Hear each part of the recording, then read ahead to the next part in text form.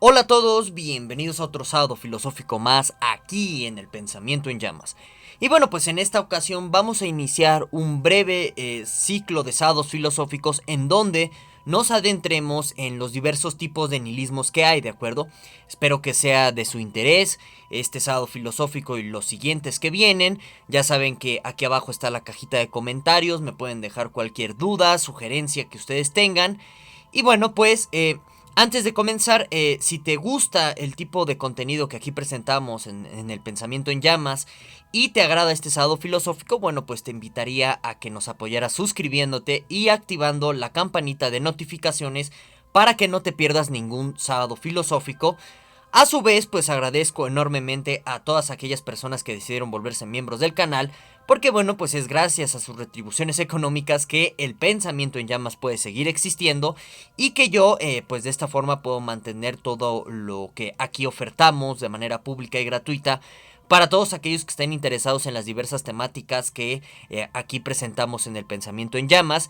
Y de esta forma pues te extiendo la más cordial de las invitaciones para que, bueno, pues si estás en la posibilidad económica de apoyar al Pensamiento en Llamas, pues lo hagas y de esta forma pues obtengas ciertos beneficios que se ofertan exclusivamente para los miembros del canal, como por ejemplo el enlace o el acceso a nuestro grupo de Discord, en donde pues mantenemos una serie de discusiones filosóficas, compartimos textos, tenemos un chat en vivo y demás, ¿de acuerdo?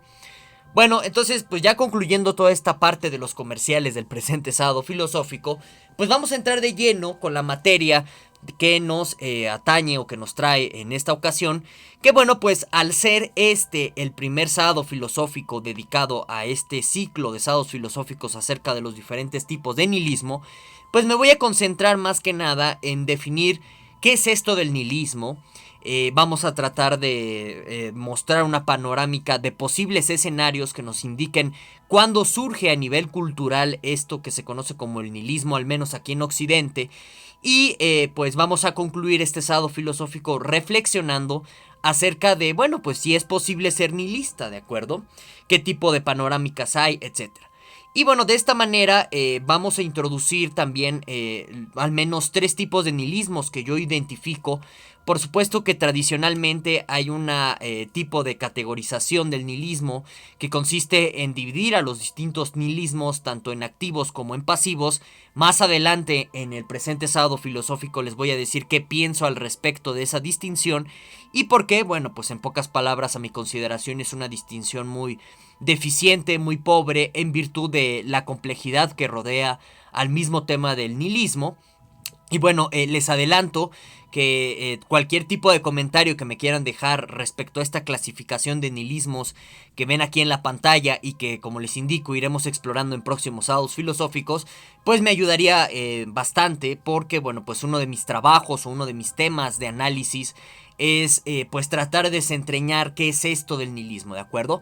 Bueno, entonces en este sentido, los tres tipos de nihilismos que yo identifico están, como les digo, aquí en la pantalla. Versaría en torno a la primera clasificación, a denominarla como un nihilismo cósmico, que básicamente consiste en la pérdida o en la negación de cualquier tipo de valor o sentido trascendente respecto al por qué estamos en este universo y también tiene que ver con el origen del mismo. A su vez, yo identifico un nihilismo moral o político, que en pocas palabras consiste en negar cualquier tipo de valor o de trascendencia respecto a los discursos morales o políticos, que pues en pocas palabras eso conlleva a cierta actitud de pasividad y demás que iremos explorando en próximos sábados filosóficos. Y por su parte yo identifico pues un tipo de nihilismo científico que básicamente niega cualquier tipo de valor o de trascendencia a los principios metodológicos de lo que Kuhn llamó en su momento como ciencia estándar o ciencia normal, para en este sentido adoptar otro tipo de regresiones o justamente retomar discursos científicos pasados que ya han sido refutados o que quizás ya no tienen mucho sentido en nuestros días, como el tierraplanismo, incluso el tomismo en su versión científica y demás. Bueno, todo esto lo iremos detallando, como les digo, en próximos sábados filosóficos. Ahorita por el momento nos vamos a concentrar en el primer punto de nuestra exposición y a tratar de argumentar un poquito más sobre la razón de mi categorización o mi clasificación de estos tres tipos de nihilismos. Por supuesto, pues yo no me saco nada de la manga. En este sentido, les pongo aquí en la pantalla la bibliografía recomendada. Por si tú gustas adentrarte más en el tema del nihilismo, aquí en pantalla puedes ver el libro de Severino, que es un clásico respecto a la reflexión de qué es esto del nihilismo. Severino tiene una historia muy compleja, muy interesante detrás. Era un profesor de una universidad católica que lo expulsaron lo expulsaron de esta universidad por sus reflexiones en torno al nihilismo. Entonces ya pueden ir barajeando desde este momento que el tema del nihilismo pues no es un tema muy cómodo, sobre todo para personas religiosas. En fin, ya lo iremos detallando más adelante. Otros dos libritos que les recomiendo pues serían estos que ven aquí en la pantalla. Uno de Hertz. Hertz es un referente sobre todo para las reflexiones del nihilismo, y Dicken por supuesto que también lo es. Entonces muy recomendados estos dos libritos. También estos otros dos que ven aquí en la pantalla, uno de Baker y otro de Stevens, que bueno, el de Stevens es más propositivo que analítico, pero bueno, también se los dejo sobre la mesa por si gustan adentrarse más en la temática.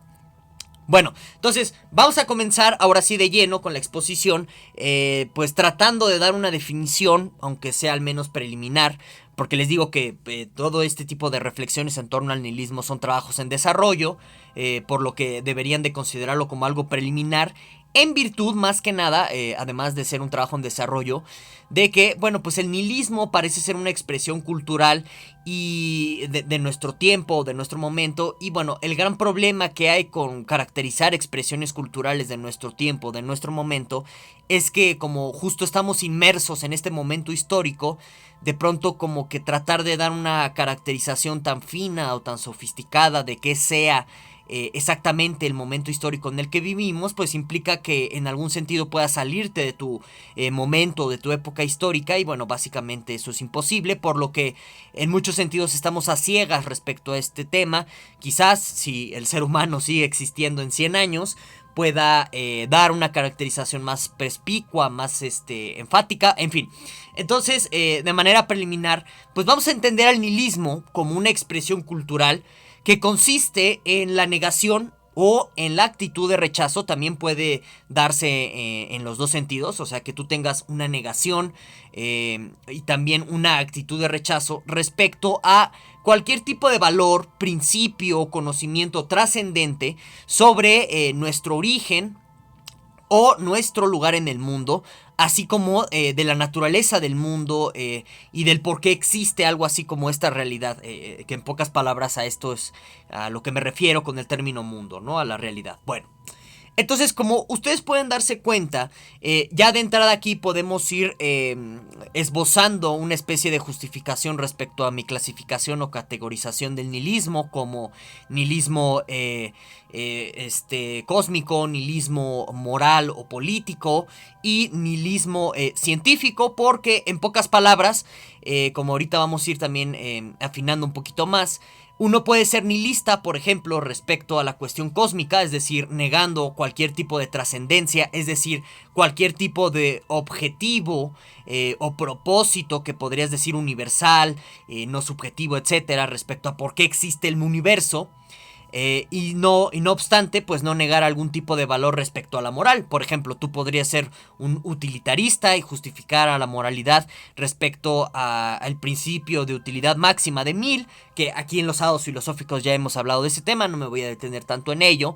Pero noten ustedes cómo puedes tener un rechazo respecto a cualquier sentido o trascendencia cósmica, lo cual no implica inmediatamente un rechazo sobre el sentido de la moralidad. Incluso tú puedes ser un pragmatista y decir que la moralidad pues hay que aceptarla tal y como es, en virtud de cómo esté funcionando en nuestro contexto. En fin, también por su parte tú puedes, no sé, quizá por ejemplo, si eres un tomista o eres un religioso, aceptar que existe algún tipo de trascendencia en el mundo, llámese Dios, llámese destino, qué sé yo. También puedes aceptar que la moralidad tiene algún tipo de sentido en concreto. Incluso puedes vincular o hermanar este sentido cósmico con respecto al sentido de la moralidad, al menos desde la perspectiva de que, bueno, mira, si existe un Dios, pues la moralidad tiene algún tipo de objetivo o propósito. Sin embargo, puede ser nihilista respecto a la ciencia contemporánea o a la ciencia normal y rechazar, por ejemplo, que la mecánica cuántica sea una ciencia, rechazar, por ejemplo, ciertas explicaciones que tienen que ver con cuestiones darwinistas evolutivas y demás. Entonces, noten cómo uno al final del día, y ahorita como les dije, esto lo vamos a ir afinando un poquito más, o decir al menos una razón, o esbozar una razón un tanto más profunda o ulterior a esto. Uno, en este sentido, como les indico, parece que puede ser nihilista respecto a unas cuantas cosas, pero no por ello implica negar el sentido o algún tipo de trascendencia respecto a otro tipo de ámbitos de la realidad o de discursos sobre la realidad, ¿de acuerdo?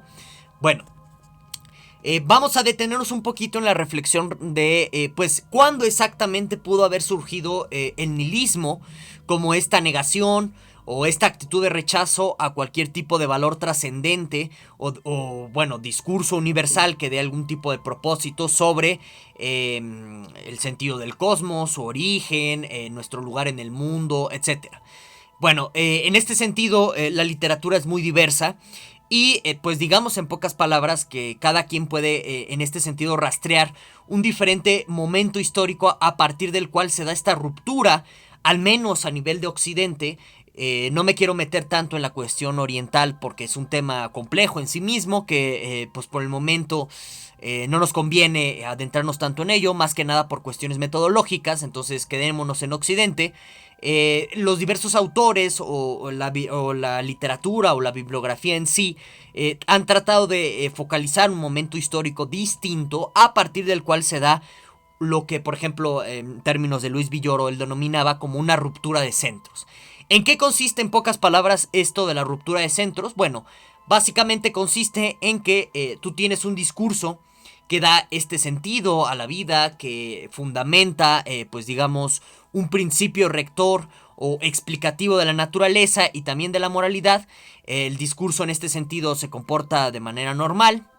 Hay, por supuesto, inclemencias cotidianas que no suele afectarlo de manera significativa hasta que acontece en la cotidianidad, pues, un momento histórico que pone en entredicho todo este discurso. Entonces, un ejemplo de ello podría ser el discurso medieval teísta, cuando, pues en este sentido, funcionaba relativamente bien, en el sentido de que sí era lo suficientemente explicativo, sobre todo con el problema del mal, que bueno, en torno al problema del mal ya le dedicamos todo un ciclo de estados filosóficos, ya elucidamos en pocas palabras que el tema del mal o el problema del mal consiste en tratar de hacer lógicamente compatible la existencia de Dios con la existencia del mal. Bueno, entonces tienes todo este tipo de narrativas hasta que acontecen hechos como la peste negra, ¿no? Entonces en este sentido hacen o producen este tipo de acontecimientos una ruptura de centros, porque lo que evidencia frente a ese discurso es su poca capacidad explicativa para seguir justificando un tipo de sentido, un tipo de valor trascendente respecto a la vida humana, respecto al origen del cosmos y también a algún tipo de búsqueda universal y objetiva, porque el momento histórico en el que se vive es tan adverso que, como les repito, esos discursos se muestran pobres. Entonces, en este sentido, justo como hacía alusión, la peste negra se ha tratado de identificar como el origen del nihilismo occidental. ¿Por qué? Bueno, pues justo como ya les esbozaba brevemente, antes del siglo XIV tú tienes una serie de narrativas judio-cristianas, también a nivel de filosofía cristiana,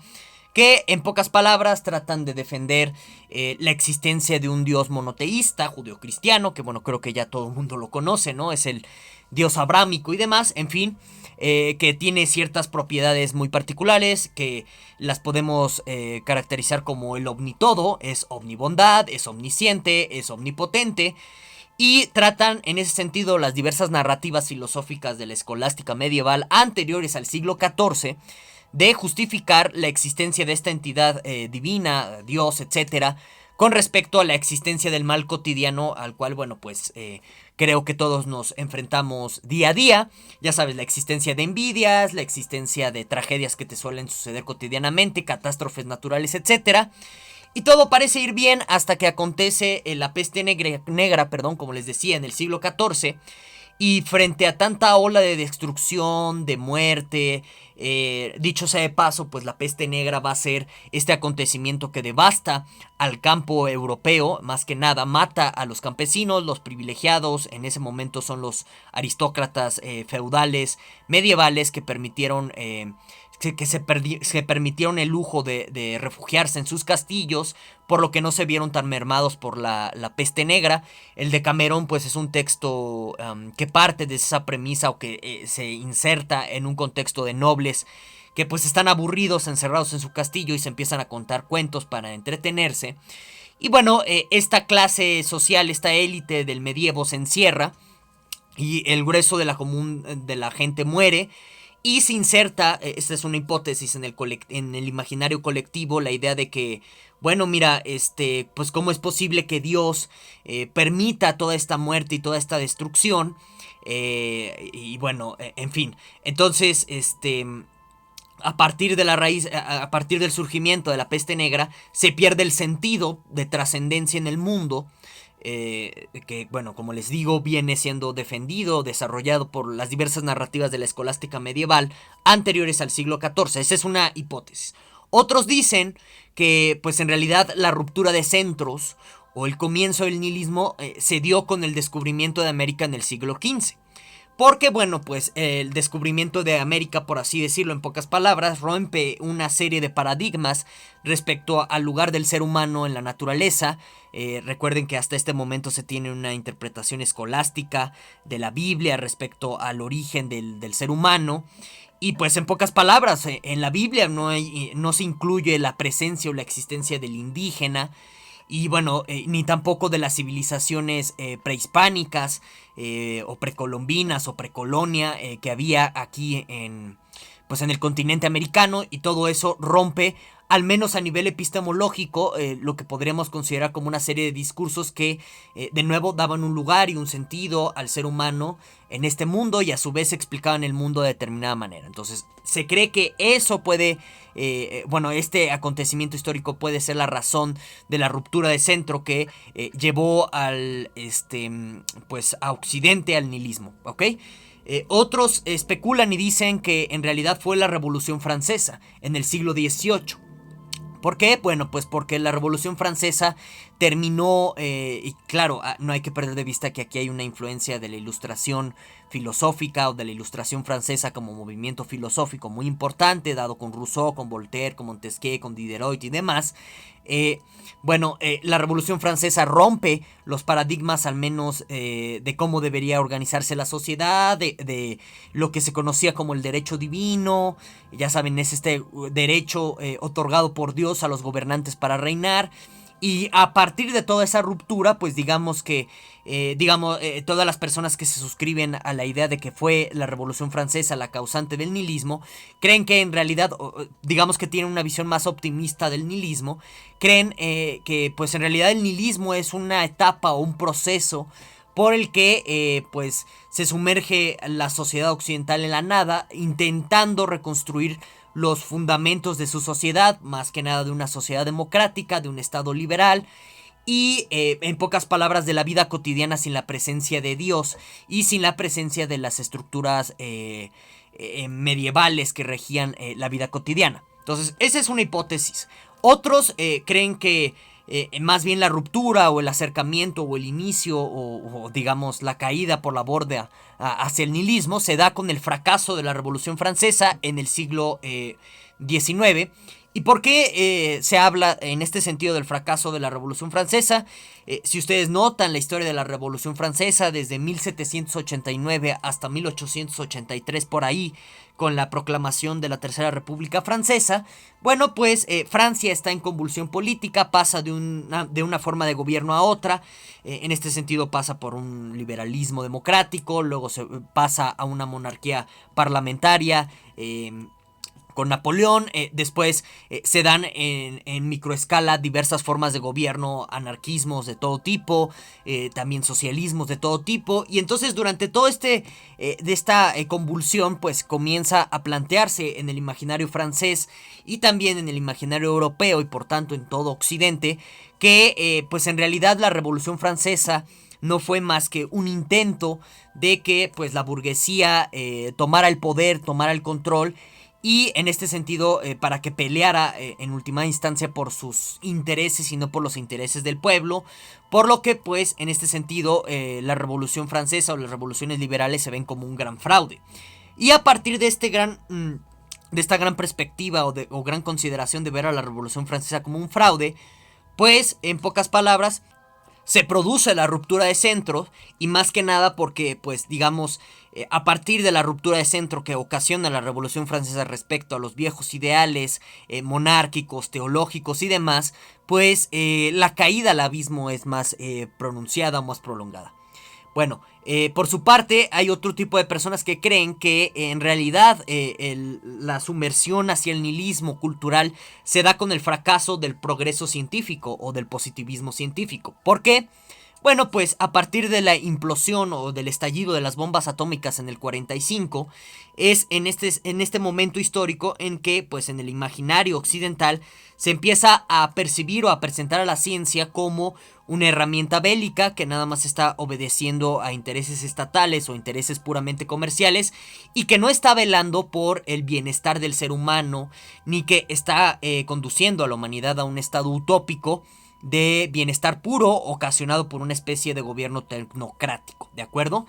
Y bueno, hay que recordar aquí que justo después de la Revolución Francesa se enarbola el discurso del positivismo científico, y que pues con las bombas atómicas, como les mencionaba, se rompe también el imaginario en torno a la racionalidad científica, y es por eso que de pronto vemos regresiones en torno a, mira, discursos del pasado como el tomismo o el tierraplanismo, que tratan de recuperar autoridad epistémica en virtud de que a nivel colectivo o a nivel de la conciencia de Occidente, pues la ciencia como tal estándar que tenemos, que por supuesto ni es tomista ni es terraplanista, no tiene credibilidad ya. Cada vez pierde más credibilidad la ciencia, y esta pérdida de credibilidad nos sumerge, según algunos intérpretes o autores, en el fenómeno cultural del nihilismo, de acuerdo, de una manera más exacerbada, porque digamos, lo que hizo la ciencia con respecto a la religión fue una sustitución en términos de, mira, ahora ya no va a ser Dios el fundamento de todo,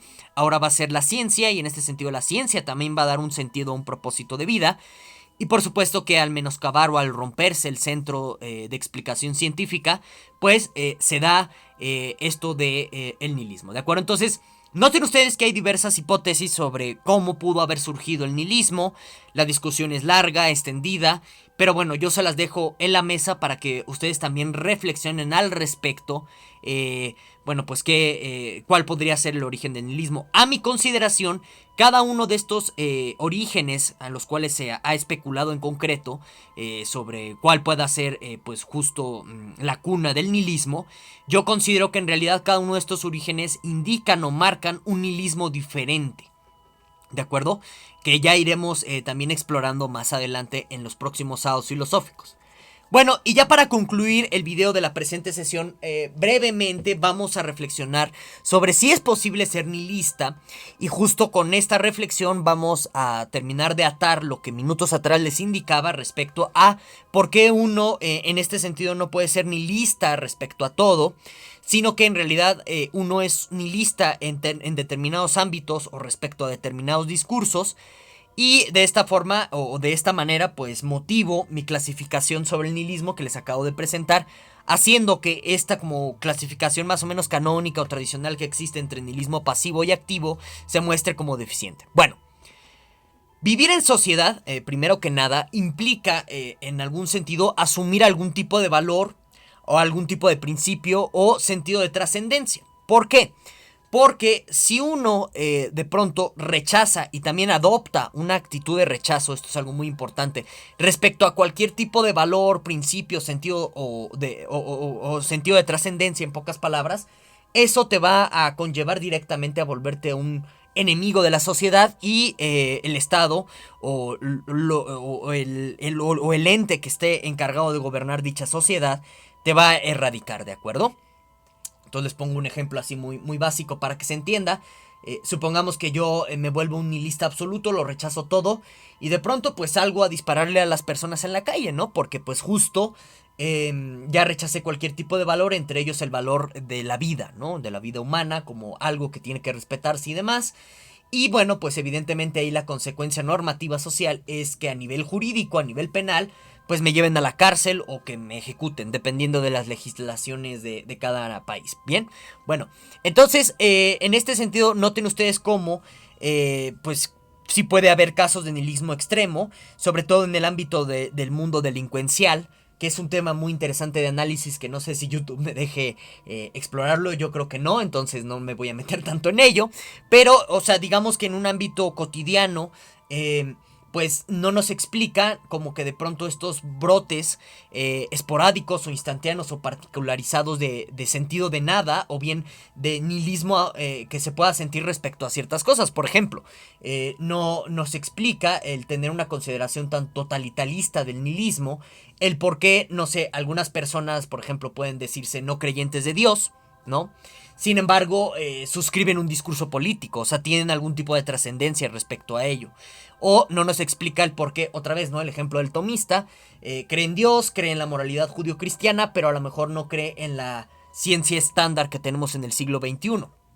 Entonces, de nuevo, ver al nihilismo o considerar al nihilismo como una negación total no nos implica entender este tipo de nihilismos parciales o de negaciones particularizadas respecto al sentido de ciertos discursos. Entonces, ya espero que con esto se termine de redondear mi justificación, que les digo que es digamos, preliminar o provisional respecto a la clasificación de los nihilismos que les presento. Y bueno, ya pueden ir entendiendo entonces por qué les digo que esta clasificación como canónica o tradicional del nihilismo como activo o pasivo, pasivo, perdón, es deficiente, porque de nuevo alguien no puede, o sea, parece que en la cotidianidad alguien no puede ser totalmente nihilista. Claro que esto de pasivo y activo, otros le llaman optimista al activo, pesimista al pasivo, hace referencia, lo digo así brevemente, a los nihilismos, en el caso del activo o del optimista, que ven al nihilismo como una oportunidad de liberarse del convencionalismo social para que tú seas tu propio yo y puedas desenvolver tu vida como más prefieras.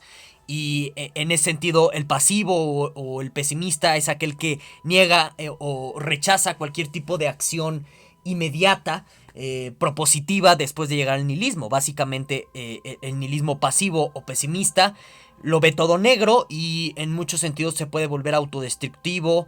Temas de quitarse la existencia, etcétera, se meten aquí, ¿no? Bueno. Dicho esto, pues me parece que ya he concluido con todo lo esencial que les quería comunicar en este sábado filosófico. Espero que les haya gustado. Ya saben que aquí abajo está la cajita de comentarios para que se explayan. Digo, respecto al tema, ¿no? O sea, cosas relevantes que aporten filosóficamente a la discusión o al análisis. O también dudas, pueden preguntar dudas, no pasa nada. Sobre el tema, ¿no? Insisto, porque luego ponen cosas como viva el audrónomo Hermanos Rodríguez, ese tipo de cosas que de pronto no entiendo como la pertinencia de dichos comentarios. Bueno, sin más, nos vemos hasta el próximo sábado filosófico.